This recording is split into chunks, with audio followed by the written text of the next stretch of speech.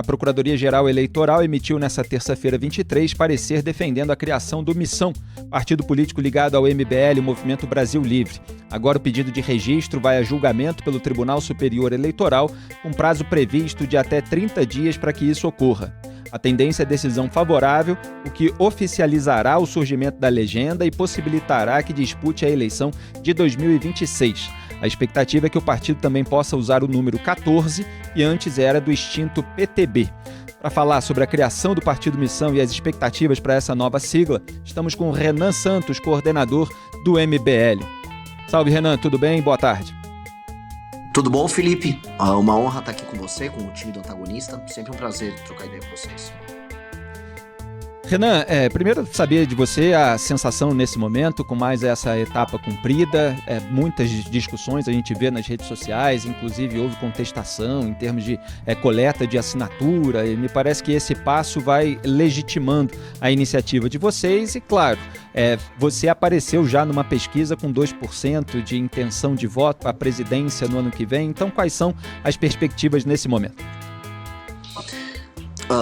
Foi muito bom, eu tento imaginar como deve estar o pessoal do Intercept hoje, né? Porque eles ficaram criando das teorias conspiratórias mais bizarras a respeito da coleta do Partido Missão, dando a entender, por exemplo, que nós mentíamos que era o partido, ou que nós falsificávamos as fichas, que nós apresentávamos as fichas como parte de um abaixo-assinado escondido. Teorias conspiratórias, eles tentaram inclusive fazer judicialização, eles fizeram uma campanha para denuncie quem fraudou a ficha, quem te enganou, falsos coletores. Depois eles vieram dizer que a gente apresentava o partido como uma campanha para salvar as onças na Amazônia, porque o símbolo do partido é uma onça.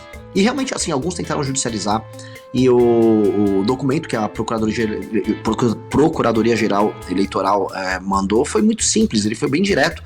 Não houve fraude no processo, na verdade não houve nada, o processo foi extremamente limpo. Foi, como a gente já colocou anteriormente, o partido construído de maneira mais rápida, com o menor número de processos, em todos os estados, não cumprindo apenas a obrigação dos 9, com o maior número de fichas validadas na história do Brasil. Portanto, enfim, eu volto a colocar, ontem à noite foi um dia triste para os nossos haters, e um dia muito feliz para todo mundo que coletou e participou do processo. A sensação é muito boa. E a gente tem o Wilson Lima também, nosso repórter em Brasília, e Ricardo Kertzmann, colunista em Belo Horizonte, para participar. Wilson, fica com você a palavra. Boa tarde, Felipe. Boa tarde, Ricardo. Boa tarde, Renan. Principalmente boa tarde para você, meu amigo, minha amiga de O Antagonista, também do canal BMC News. Renan, eu vou trazer um pouco para minha sardinha essa brasa, né? Falando de real política, né? Falando de política real. O partido, enfim, está em via de ser criado, algo que, por exemplo, o ex-presidente Jair Bolsonaro não conseguiu com a Aliança pelo Brasil, mas se fala também de uma candidatura presidencial. Mas a gente sabe que para uma candidatura presidencial vingar, para que esse projeto de fato possa ir para frente, é necessário recurso, campanha eleitoral é algo caro, não há, nesse momento, como o partido vai ser criado, né, ele não vai ter direito a fundo eleitoral. Eu queria te perguntar, como é que o Missão vai suplantar esse tipo de barreira?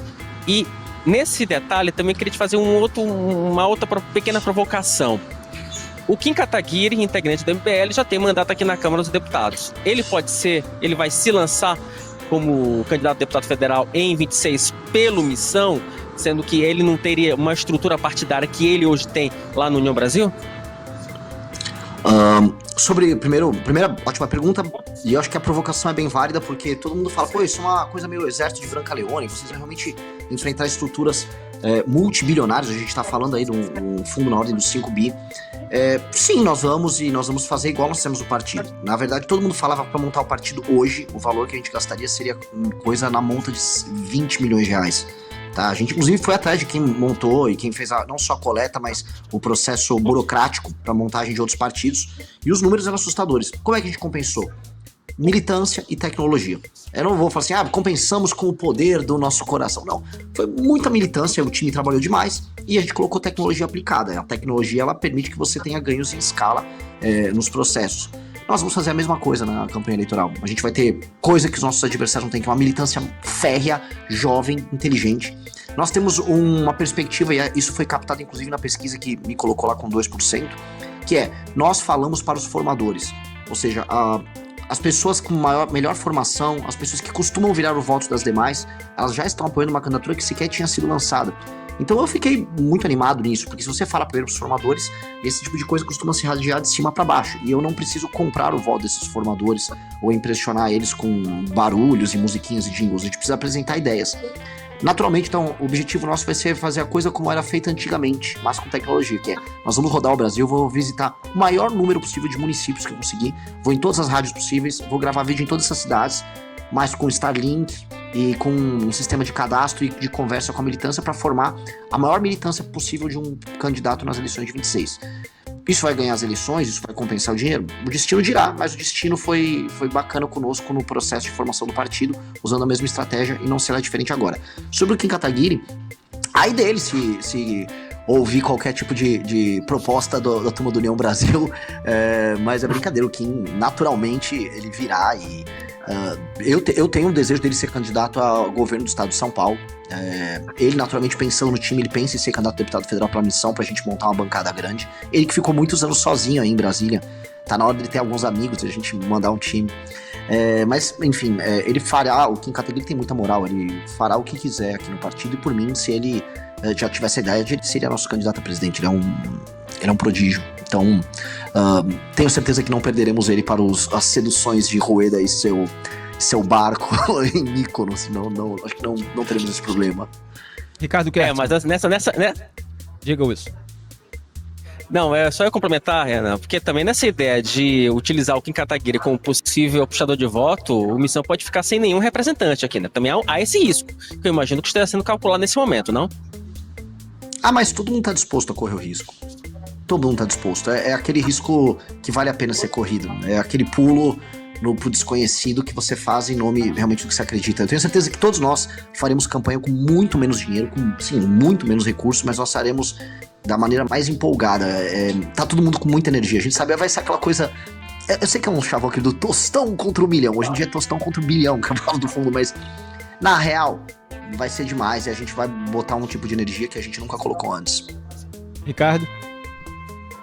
Boa tarde, Felipe, Wilson, amigos antagonistas. Boa tarde, Renan. Obrigado pela presença.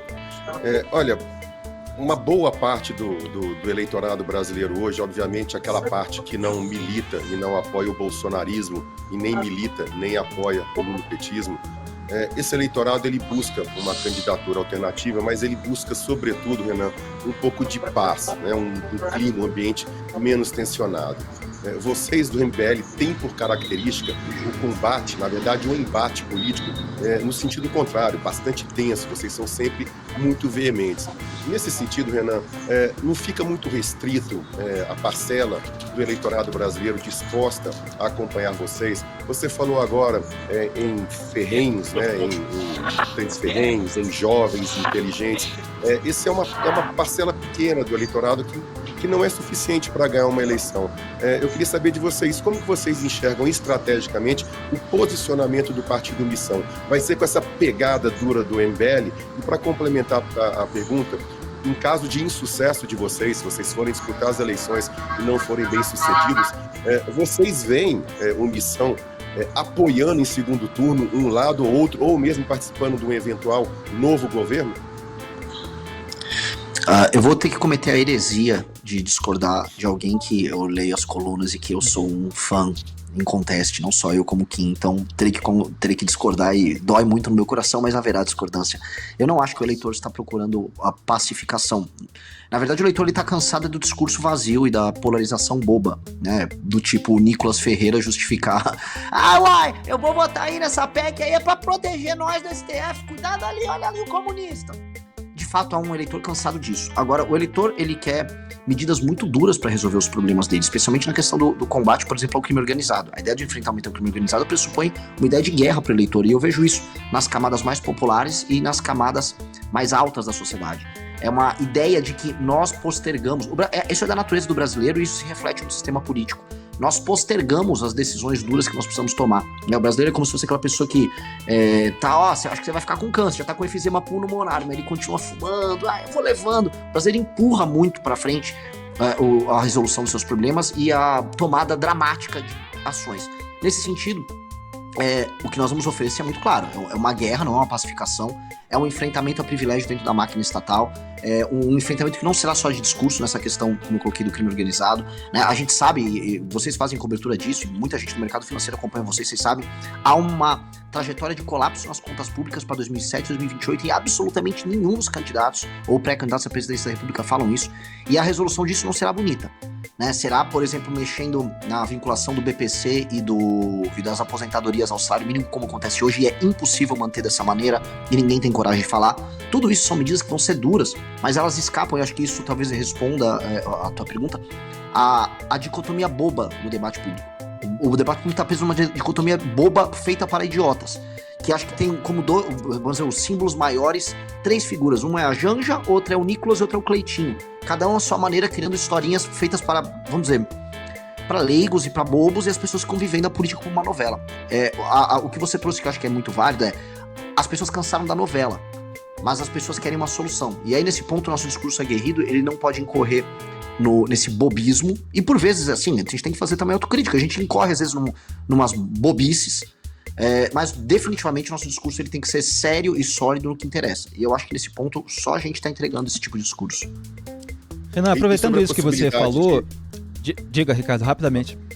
E sobre a possibilidade, em caso de insucesso, de caminhar com outra candidatura em outro governo? A gente não vai assumir posições num outro governo. A gente já está com uma estratégia muito clara e muito traçada. A missão, ela é um projeto que se pretende um projeto líder. Ela, portanto, não tem que já ir para as eleições pensando em perder e no que vai fazer depois. Até já me perguntaram, Renan, tá pintando que vocês podem ser o fiel da balança no segundo turno? Eu falei, cara, a gente quer ser o fiel da balança no primeiro turno. Nós queremos impor a agenda, como está acontecendo, né? Eu vejo declarações do Caiado, do Zema, imitando ipsis literis o que nós estamos falando em termos de segurança pública.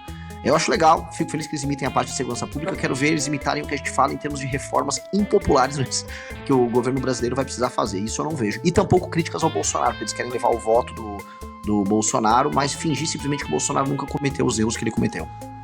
Renan, no começo de junho eu publiquei um artigo em O Antagonista, que foi Bolsonarismo e esquerda aprovaram lei usada para condenar Léo Lins. Eu fiz todo o rastreamento da votação no Congresso Nacional e você fez um vídeo comentando essa análise que eu fiz e criticando os bolsonaristas, como eu que critiquei, por defenderem a liberdade de expressão nas redes sociais, no entanto terem deixado passar um texto que foi usado para condenar o humorista. E aí você brincou com a própria plateia ali do MBL, com o seu público na internet, falando o seguinte, olha, a gente vai ter que ter coerência no Partido Missão, mas depois não vir um Felipe Moura Brasil e mostrar como a gente é incoerente. E qual é a perspectiva que você tem para essa coerência, no sentido de quais são as pautas que o MBL e o Partido Missão agora defendem, que você vai cobrar que todos os representantes desse grupo tenham e se mobilizem nesse sentido na própria atuação legislativa?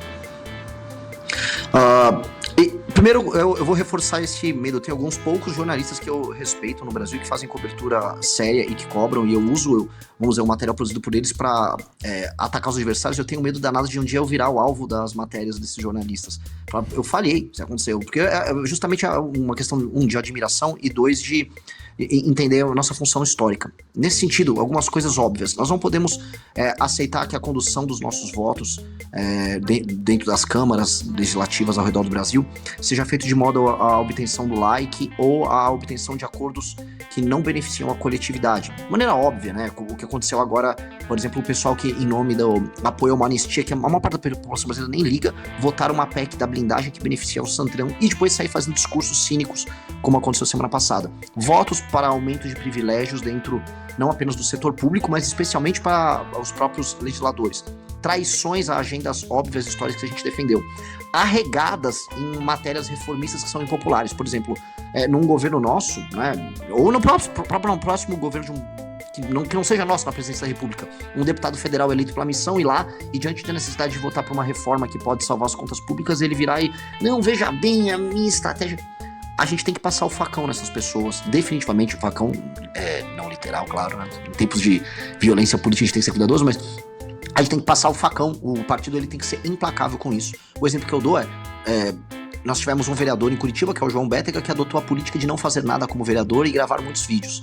Nós fomos implacáveis, nós expulsamos ele e todos os assessores pediram demissão do cargo. esse sarrafo tem que ser mantido, e essa é uma cultura interna que precisa ser mantida. E ela é assim, nada garante, e esse é um ponto importante, que será assim. E eu falo isso pra todo mundo, nada garante. E eu estaria mentindo se eu tivesse garantido pra vocês, porque as pessoas são humanas, são falíveis, e a gente vai lidar primeiro com centenas, depois milhares de filiados e membros. O que garante é a manutenção desse espírito vigilante que a gente precisa ter, e é uma luta constante contra as tentações que surgem pelo caminho, e ser humano de reconhecer que as pessoas vão falhar, mas ser muito rígido na manutenção disso. Então, para mim e para os fundadores do partido, a questão fundamental é a manutenção da cultura interna. Se essa cultura interna for mantida, o partido vai se manter de pé e eu não vou tomar porrada de vocês. É um bom medidor de qualidade. Estaremos sempre vigilantes em relação à coerência dos políticos em geral. Wilson Lima, dá tempo para a última pergunta muito rapidinho. Não, eu vou ser muito, muito breve. Se a gente colocar numa linha o posicionamento ideológico de várias siglas, né? Estou falando União do Brasil, PT, PSD, PL. Onde é que ficaria o Missão nessa linha imaginária ideológica partidária? Nós seríamos, do ponto de vista programático, o partido mais à direita hoje do Brasil. Eu não enquadro o PL e outros como partidos à direita, não faz nenhum sentido, eles não têm nem programa à direita. A maior parte dos prefeitos eleitos do PL são prefeitos do Centrão ou aliados com o petismo, especialmente os do Nordeste, basta ver a relação dos prefeitos do PL na Bahia com o governo do Jerônimo, em todos os estados lá. O Novo, ele tem um programa hoje bolsonarista, onde eles foram um partido com uma linha mais, vamos aplicar prática de gestão no setor privado, na gestão pública, mas hoje eles são um partido que basicamente procuram, ei Bolsonaro, o que você quer? Tá, eu estou servindo você, eles são o garçom do Bolsonaro. Nesse sentido, eu não sei se existe a ideologia à direita chamada garçom do Bolsonaro. Então eu enquadro o Novo ali perdido nessa centro-direita. Nós podemos ser enquadrados como um partido mais à direita, mas nós não vamos ficar fazendo propaganda disso como um fim em si. Do tipo, olha só, sou de direita, show comunistas. Não, a gente vai tocar a nossa agenda e tentar ser o mais efetivo e claro nela possível.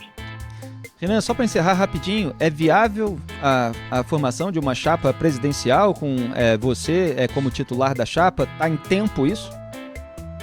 Tá em tempo, e vai depender muito da gente aplicar, como eu havia dito no começo, uso da tecnologia, inteligência e sinceridade em trazer as propostas.